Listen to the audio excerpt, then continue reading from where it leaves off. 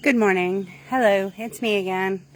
I hope you are all having a beautiful day. Today is starting out, the sun is shining. It did not start out so good though. Today is the second Friday of the month, and the second Friday of every month, I go with a group of ladies here in Arkansas, and we go and we minister in a strip club to the strippers, and we pray for them and we give them treats. But the thing is that this touches my heart very deeply, because I myself was sex trafficked. I myself was made to dance, maybe not in a club, like a strip club, but before other people. If you haven't experienced it, you don't fully know the damage it does to a person's heart, to a person's soul. You don't fully know the depth of despair that is actually there. A lot of these women, you would think, want to be there. They don't.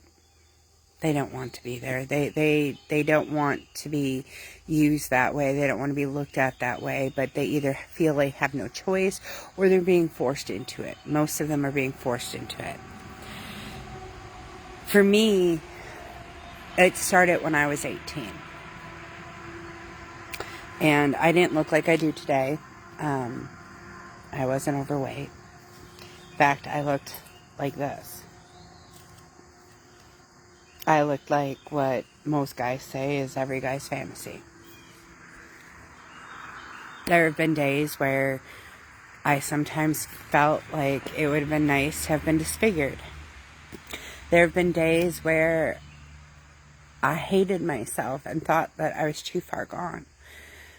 But that's why I am so thankful to Jesus Christ. So today I'm asking everybody, if you could, to just lift all of the people that are caught in sex trafficking up and pray that God gets them out. I mean, I was lucky. I was not disfigured. I was not forced onto drugs. My owners wouldn't let me have any. They wanted me to experience everything because that was part of their thrill. A lot of women get into it, get pushed into it because, especially here in America, as adults, because their spouses or their boyfriends or whatnot, want easy money, or they've been in abuse. I have some statistics that are quite shocking. You can look them up online. I just went for a Google search just to get an idea of the statistics to be able to share with you. And globally, 27.6 million people are human trafficked. 23% of those people are sex trafficked. That's globally. Okay, here in the U.S., 15,000 to 50,000 are forced into sex slavery each year. 78% of those being sex trafficked are women and girls. 22% are men and boys. So it's not just, only women. Most perpetrators, though, are males between the ages of 39 and 48. And there is $169.9 billion in revenue each year from sex trafficking. And these statistics are only estimates because the true scope cannot be measured. Because people don't report it. People don't, they don't say the stigma of being a prostitute, of being a stripper, of being sex trafficked or used by multiple men is astounding. Because even in churches, even other Christians, when they found out throughout my life that I had been sex trafficked, I was looked at differently, and I was made to feel like I was a loose woman. Like and yes, I won't lie. Due to being sex trafficked, I became addicted to the high that sexual intercourse gave me. It was either that or I could have become frigid. That's what happens, is women either become very frigid and they don't want to be touched, or they become overly stimulated. Well, I became overly stimulated. It became like a drug to me. That in and of itself became a drug to me. The same endorphins that I release during sex are the same endorphins that drugs release, the same endorphins that exercise releases. And this is important that people understand this, because a woman or a young man who has gone through this, it is not their fault. They did not choose this. They did not ask people to do this to them.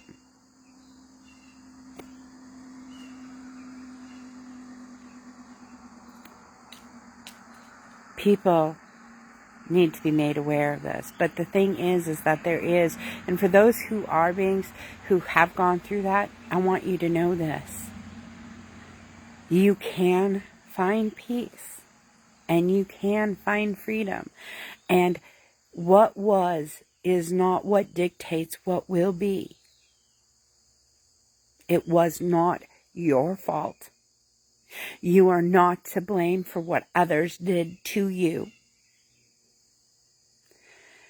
And Christ has been my Savior in all of this.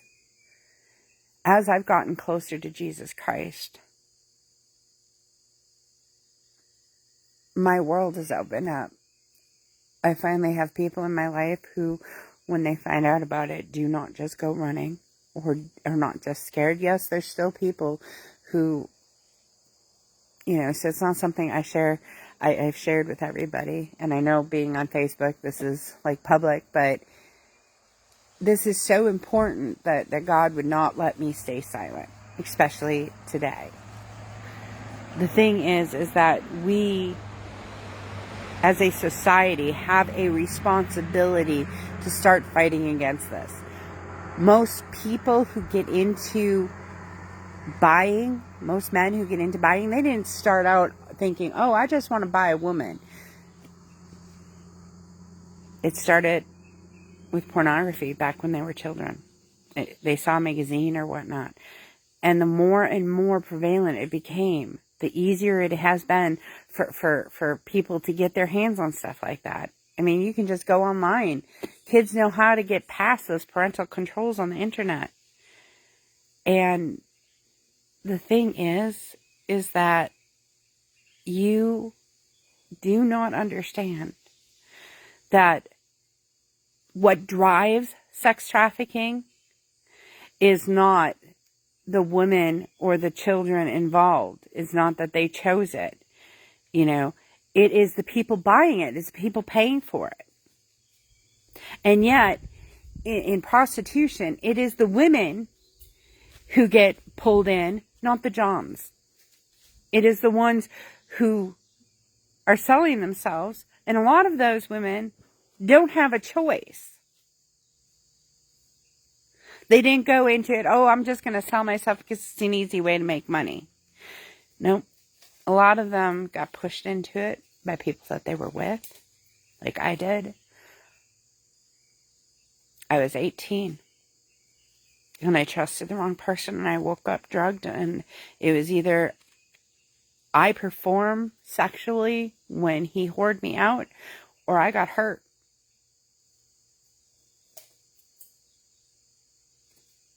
I was a prisoner. No, I did not report it because I was scared. Who's going to believe me?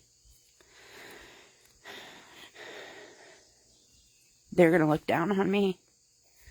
And until we change society and how society looks at women caught in that, it's going to continue, because it's easy to victimize people who are at their lowest when society thinks that it's their fault. Even in rape cases, a lot of people look at women who are raped as if they did something to deserve it. And that's not true either. No means no. Stop means stop. And when people disrespect and disregard a person's boundaries, they go beyond that, and it then becomes a violation of that person. And when you violate another person, you're not just violating that person, you're violating God, because every human being, every single human being on the face of the planet is created in the image of the Almighty Creator of heaven and earth. And that's the reality. You know, Paul said something very profound that really, especially this morning, has really helped me. And it's in 2 Corinthians 12, 8 through 10. You know, and this is where Paul tells us that there was a thorn that was in his side and everything. So we will start in 8 after he tells us about the thorn.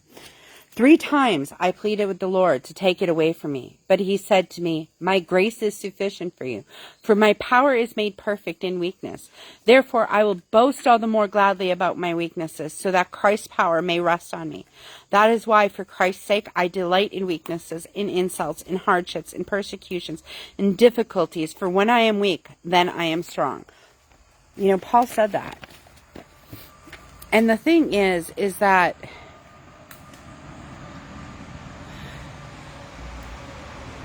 this morning I woke up because of the ministry that I'm involved in. It seems like every month I'm getting attacked, and so are the other ladies, either with illnesses or, you know, just with me having gone through stuff like that myself, with nightmares and with doubts.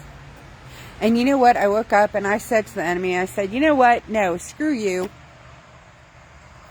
Jesus saved me. Jesus freed me from sex slavery. Jesus freed me from sexual addiction. One day I will get married again.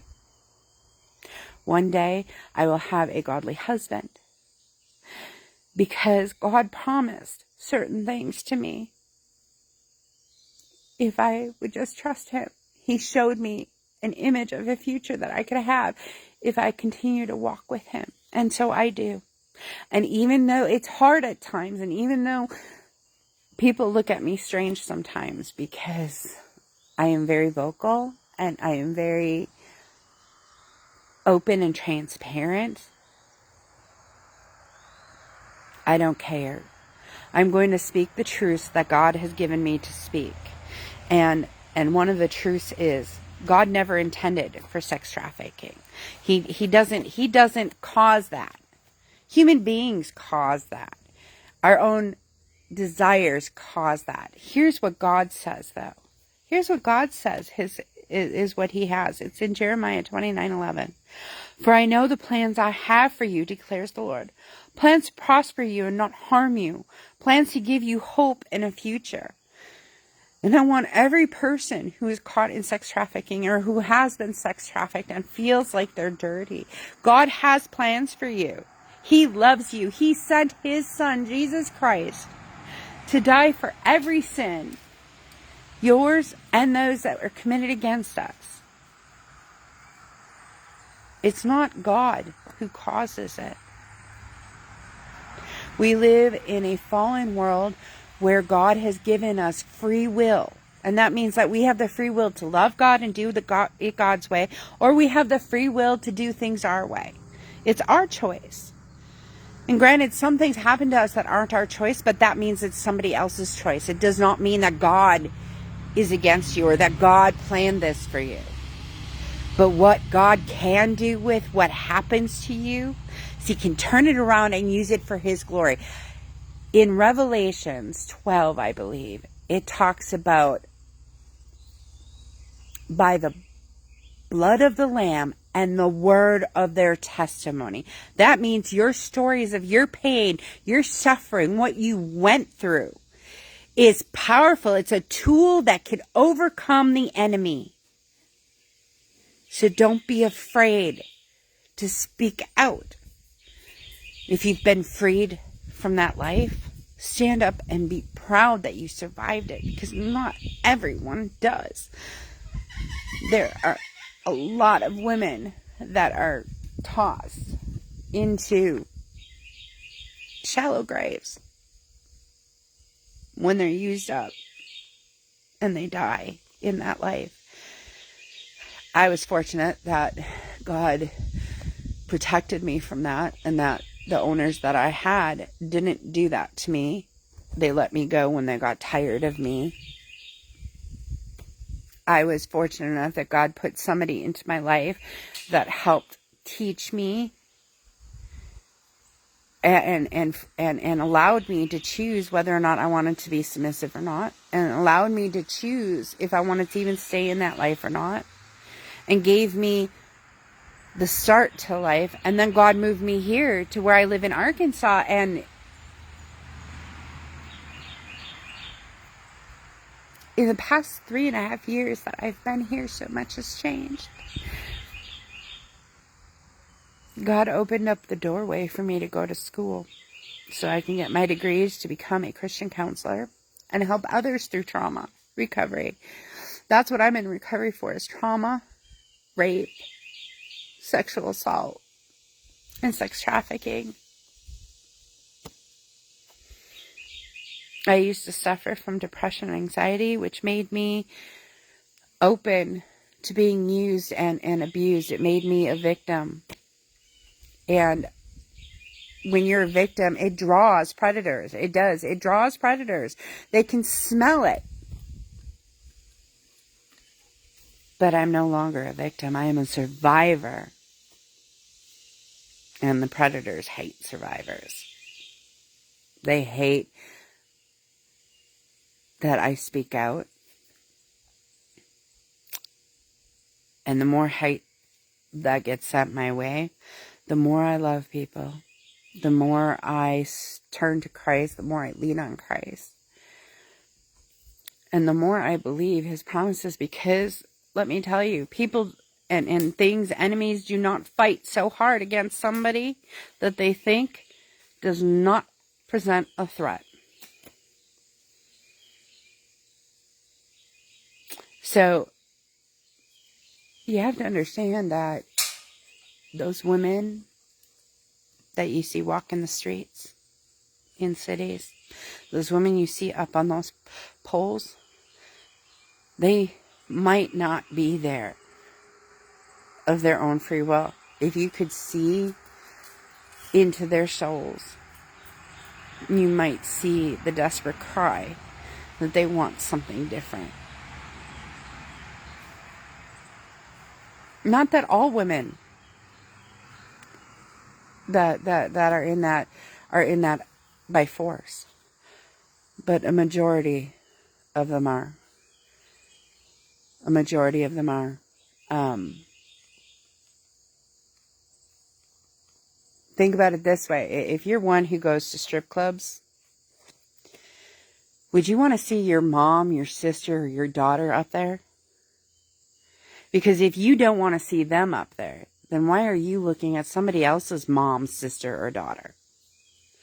Until we start policing ourselves and start cultivating a mindset that this is not okay, subjecting human beings to fantasy, to depravity is not okay, our society will continue on thinking that certain things are okay, or it's just something we have to accept. No, it's not. What God intended for this world is not what we have. So you get to make a choice. If you're being sex trafficked, try to find a way out. Ask for help. There is help out there. If you're somebody who watches porn or goes to the strip clubs, stop.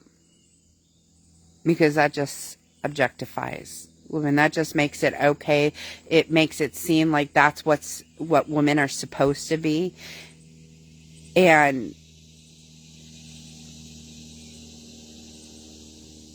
it's not okay. It's not okay to approach a woman and treat her like she's less than you.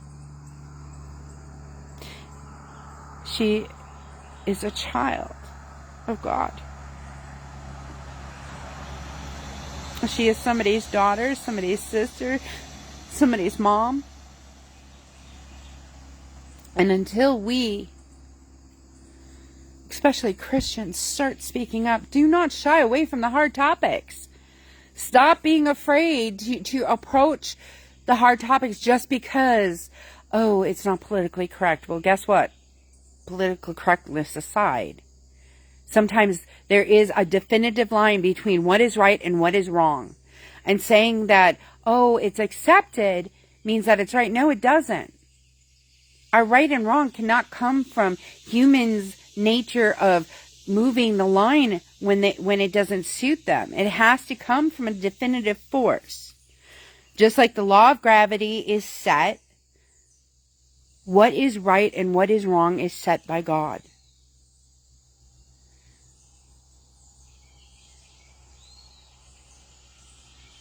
If you have to hide something, it's not okay then. If it's something that you feel shame for, then that action is not something you're supposed to be doing.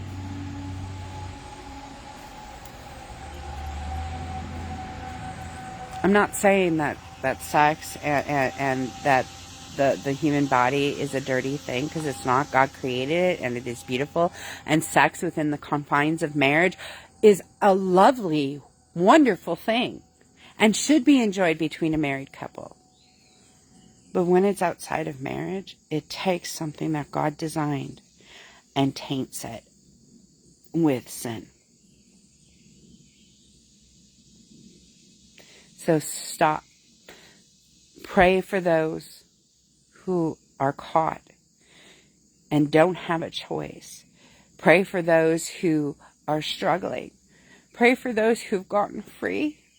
And do not look down upon them because you find out that, oh, they were a whore, or they were sex trafficked, or they were addicted to sex. Because if they're coming forward and sharing that, it is very hard to be vulnerable and to be open and to share your story when it is something like that. People can accept drug addicts, it seems. Alcoholics. But for some reason we have this thing that's better than sex addiction, or that's better than being trafficked, or that's better than... No, it's not. Sin is sin. So stop defining that some things are better than other things.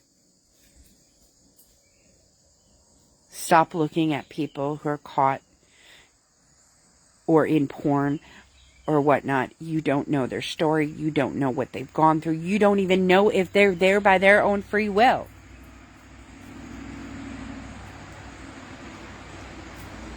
So stop judging people and start allowing the love of Christ to flow through you, and let you be able to pray for these women and these men that are caught, and start fighting against sex trafficking by not buying pornography, by not looking at dirty magazines. Fantasy is a great thing, but not when it objectifies another human being. That's the message that God has me to give today because of what I've gone through. And this was hard. I debated this morning and I dragged my feet.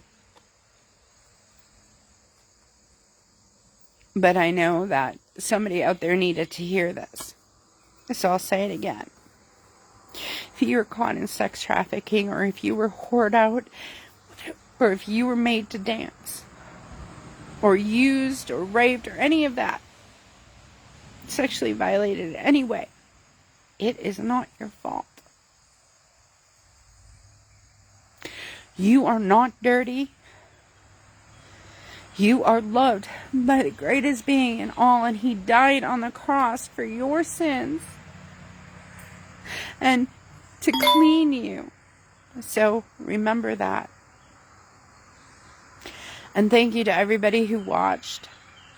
I hope that this message gets out to more people, because sex trafficking is real. It's global. It's not just related to just one country. And children are being used. About 6% of those sex trafficked are children. Mostly girls between the ages of 12 and 14. So think about that. I hope you all have a blessed day, and God bless. Goodbye.